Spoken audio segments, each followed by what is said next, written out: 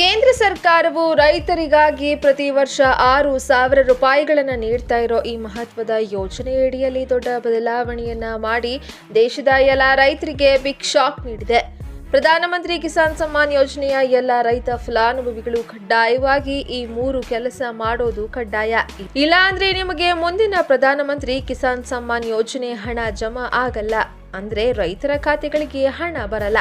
ನೀವು ಕೂಡ ರೈತರಾಗಿದ್ರೆ ಅಥವಾ ರೈತ ಕುಟುಂಬಕ್ಕೆ ಸೇರಿದವರು ಆಗಿದ್ರೆ ತಪ್ಪದೆ ವಿಡಿಯೋಗೆ ಈಗಲೇ ಲೈಕ್ ಮಾಡಿ ಮತ್ತು ಮುಂದಿನ 19 ಮತ್ತು 20ನೇ ಕಂತಿನ PM ಕಿಸಾನ್ ಸಮ್ಮಾನ್ ಹಣ ಪಡೆದುಕೊಳ್ಳಲು ಈ 3 ಕೆಲಸ ಕಡ್ಡಾಯವಾಗಿದ್ದು ಪ್ರತಿಯೊಬ್ಬ ರೈತರಿಗೂ ತಲುಪುವವರೆಗೂ ಎಲ್ಲ ಕಡೆ ಶೇರ್ ಮಾಡಿ. ಬನ್ನಿ, ಯಾವೆಲ್ಲ ಕೆಲಸ ಕಡ್ಡಾಯವಾಗಿ ರೈತರು ಮಾಡಲೇಬೇಕು ಅನ್ನೋದನ್ನ ನೋಡೋಣ. ಮೊದಲನೆಯದಾಗಿ, ನೀವು ಯೋಜನೆಗೆ ಅರ್ಹತೆ ಅಥವಾ ಪ್ರಯೋಜನ ಪಡೆಯುತ್ತಿದ್ರೆ ನಿಮ್ಮ ಆಧಾರ್ ಕಾರ್ಡ್ ಅನ್ನ ಬ್ಯಾಂಕ್ ಖಾತೆಗೆ ಲಿಂಕ್ ಮಾಡಬೇಕು. ಈ ಕೆಲಸವನ್ನ ಮಾಡದಿದ್ರೆ ಮುಂದಿನ ತಿಂಗಳಿಂದ ಪ್ರಯೋಜನಗಳಿಂದ ವಂಚಿತರಾಗಬಹುದು. ಇದಕ್ಕಾಗಿ ನೀವು ಬ್ಯಾಂಕ್ ಖಾತೆಗೆ ಆಧಾರ್ ಅನ್ನ ಲಿಂಕ್ ಮಾಡಿಸುವುದು ಒಳ್ಳೆಯದು. ರೈತರು KYC ಮಾಡಿಸಿಕೊಳ್ಳುವುದು ಕಡ್ಡಾಯ. ಈ ಕೆಲಸ ಆಗದ ರೈತರ ಕಂತು ಪಾವತಿಯಾಗೋದಿಲ್ಲ. ನೀವು KYC ಆಫ್ಲೈನ್ ನಲ್ಲಿ ಮಾಡಬಹುದು.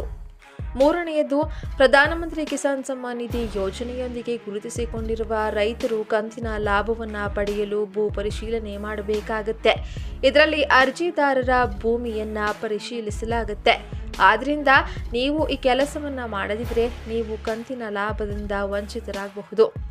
ನಾಲ್ಕನೆಯದು, ರೈತರು ಇದನ್ನ ಬಳಸಿಕೊಂಡು KYCಯನ್ನ ಪೂರ್ಣಗೊಳಿಸಬಹುದು. PM ಕಿಸಾನ್ ಪೋರ್ಟಲ್ನಲ್ಲಿ OTP ಆಧಾರಿತ KYC, CSC ಕೇಂದ್ರದಲ್ಲಿ ಬಯೋಮೆಟ್ರಿಕ್ ಆಧಾರಿತ KYC ಮತ್ತು ಮುಖದ ದೃಢೀಕರಣ ಆಧಾರಿತ KYC. ನೀವು ಕಂತುಗಳ ಪ್ರಯೋಜನವನ್ನು ಪಡೆಯಲು ಬಯಸಿದರೆ ಇದಕ್ಕಾಗಿ ನೀವು ನಿಮ್ಮ ಬ್ಯಾಂಕಿನಿಂದ DBT ಅಂದ್ರೆ ಡೈರೆಕ್ಟ್ ಬೆನಿಫಿಟ್ ಟ್ರಾನ್ಸ್ಫರ್ ಆಯ್ಕೆಯನ್ನ ತೆರೆಯಬಹುದು. ಎಲ್ಲದಕ್ಕಿಂತ ಮುಖ್ಯವಾಗಿ ನಿಮ್ಮ ಅರ್ಜಿ ನಮೂನೆಯಲ್ಲಿ ಯಾವುದೇ ತಪ್ಪು ಮಾಡಬೇಡಿ. ಇಲ್ಲದಿದ್ರೆ ಕಂತುಗಳು ಸಮಸ್ಯೆ ಉಂಟಾಗಬಹುದು. ಸರಿಯಾದ ಬ್ಯಾಂಕ್ ಖಾತೆ ವಿವರಗಳನ್ನು ಒದಗಿಸಿ. ಇಲ್ಲದಿದ್ರೆ ಕಂತು ಪಾವತಿಯಾಗದೆ ಉಳಿದುಕೊಳ್ಳಬಹುದು.